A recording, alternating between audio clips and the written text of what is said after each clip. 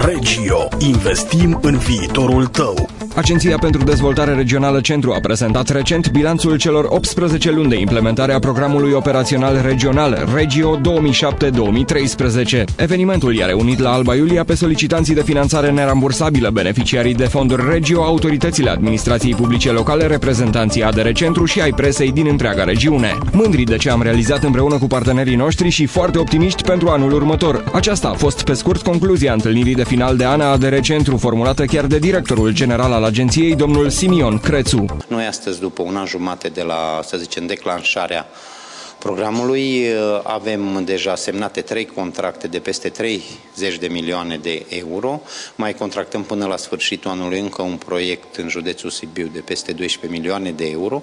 Deci noi mai avem 92 de proiecte în această fază de precontractare care vor intra în primul trimestru al anului viitor și de asemenea mai avem 46 de proiecte în evaluare. Bilanțul pozitiv al fondurilor Regio derulate prin ADR Centru a impulsionat autoritățile să creeze o nouă asociație intercomunitară, demers prin care Regiunea Centru va fi prima care va avea o strategie proprie pentru dezvoltarea turismului. Regio, inițiativă locală, dezvoltare regională. Fondurile nerambursabile Regio sunt derulate la nivelul Regiunii Centru prin Agenția pentru Dezvoltare Regională Centru. Conținutul acestui material nu reprezintă în mod necesar poziția oficială a Uniunii Europene.